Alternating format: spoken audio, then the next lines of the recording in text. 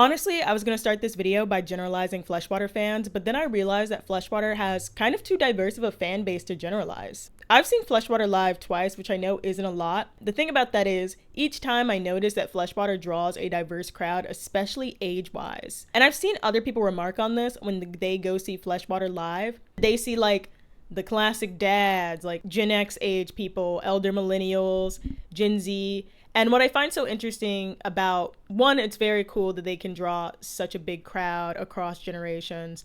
Two, I find it interesting that they draw the crowd, elder, millennial, and younger Gen X.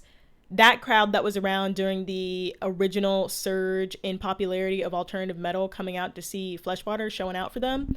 Very cool, very interesting. I think that speaks to how good their work is, that they could draw people who were around during that original alternative metal surge and get them interested in a new band in that space. I've been a Fleshwater enjoyer since 2019 when they released the track Linda Claire. It was on repeat for me. Honestly, the first time I heard Linda Claire, I instantly wanted more, and Fleshwater didn't really keep anyone waiting long because then they released in 2020 Demo 2020. Good stuff. And then in 2022, they released their first album, We're Not Here to Be Loved. All very much loved by me. I loved all of it, honestly. Notable singles like Kiss the Ladder. I just really was drawn to Fleshwater.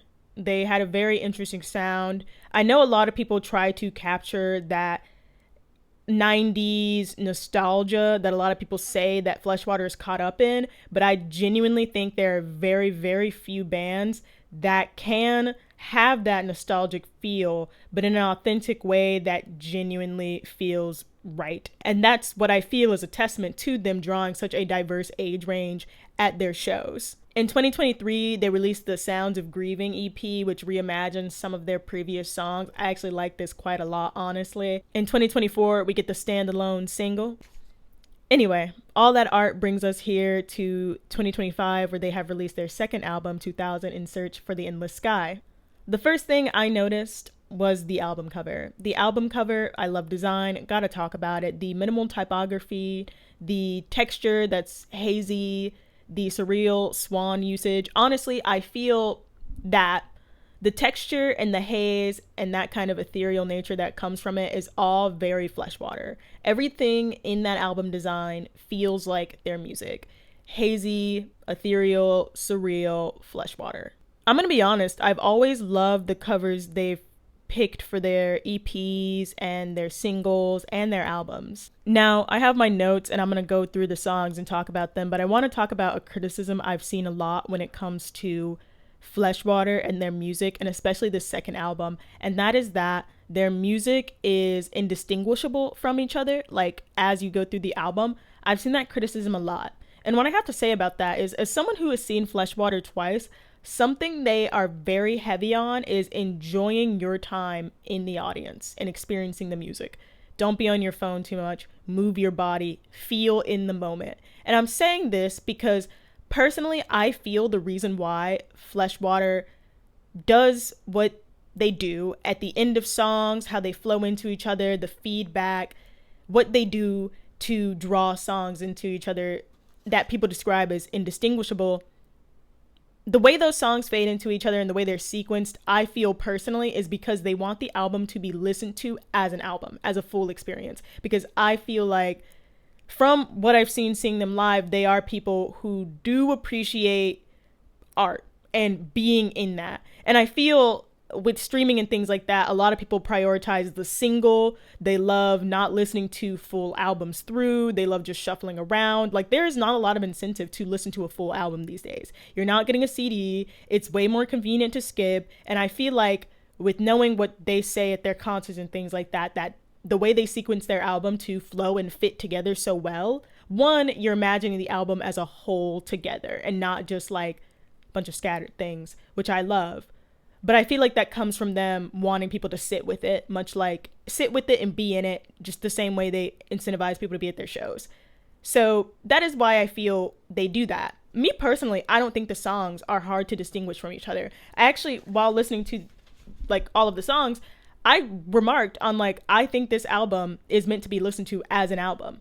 The way it flows together, the way it sequences together, the feedback at the end of songs, you know, The dragging endings, the transition, the atmosphere at the end of the songs that they put together and how they flow into their songs, I feel like that's one, it is purposeful. Like their artist, of course, they went through the process of curating this for a reason.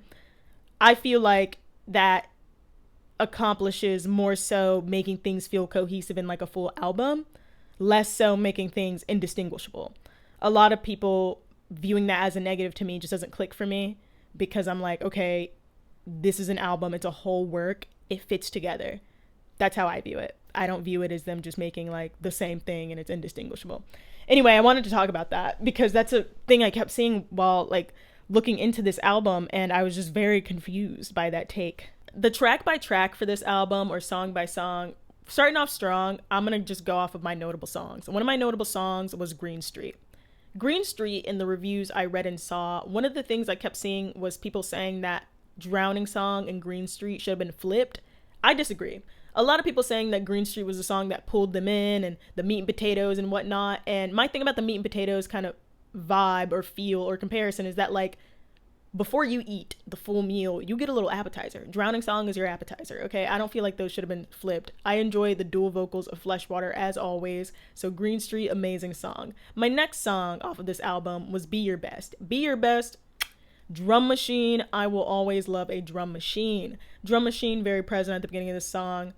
I think the atmospheric nature of this song, love. Honestly, the drums throughout this whole album, while listening to it, I was just like, man, I love the drums in Fleshwater. There's a lot that people talk about when it comes to Fleshwater, mainly the vocals, but I must like give a round of applause because I thoroughly enjoy the drumming in Fleshwater. Sundown was my next notable song off of this album. The atmospheric elements in this song were absolutely beautiful. It was a beautiful song all around. The way it swells into Raging Storm felt so right. The way this entire album, the way songs fade in and out, I love. I remarked on this when talking about people complaining about how it's indistinguishable, but me personally, I love the way they fade in and fade out songs on this album. Raging Storm is such a standout banger to me, honestly, and I do think actually the standout single on this album is Jetpack. I could be incorrect about that, but I think the single for this album is Jetpack. Either way though, I think Raging Storm, my own personal standout single. I actually really enjoyed this song, and like I said, the way that Sundown swells into Raging Storm, 10 out of 10. Silver Vine and Endless Sky weren't like my standout songs on this album,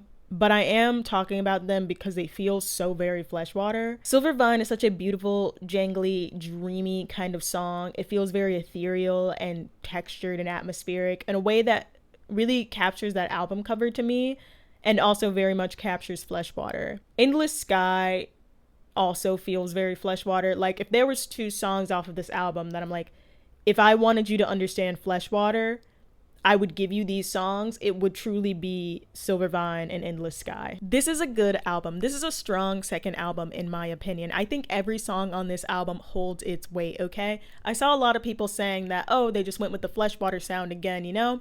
And what I have to say to that is, Fleshwater and the idea of sticking to a sound consistently for a band, I do appreciate bands that can switch it up, like a King Gizzard or a Radiohead or something like that, but I also love a band like Fleshwater. And what I have to say about that is Fleshwater is not just one genre. Fleshwater is playing with multiple different sounds and multiple different elements, and that is what is interesting about them, because Fleshwater doesn't have to switch it up because they already have so many different elements that they are experimenting with. On Be Your Best, for a moment there, when I first heard that opening drum machine, I thought, are they going to give us some trip hop, maybe Portishead inspired something? That's like, they left me guessing, but they also included those elements, and I really enjoyed that. And that's what I enjoy about Fleshwater, is how they already have a collection of genres in there that they're playing with and experimenting with and building on, you know? So I don't get this idea of needing to like have something so drastically insane for a different album, because Fleshwater is already playing with so much and doing so much. The hazy reverb and heavy dreaminess of Fleshwater I will always enjoy, and I will always enjoy watching them play with and experiment with all of those elements and everything they already do.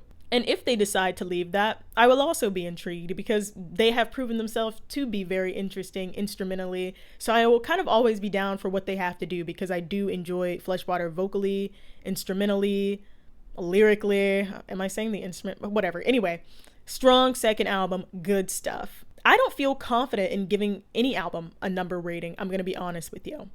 I just don't feel like that's for me. I think the album was good. I told you my standouts from this album. Let me know your standouts from this album. And if you haven't listened to 2000 In Search of the Endless Sky, I think it's worth it. It's only about 37 minutes long, so you don't even have to dedicate a full hour to it. Not that that's good or bad, but give it a listen.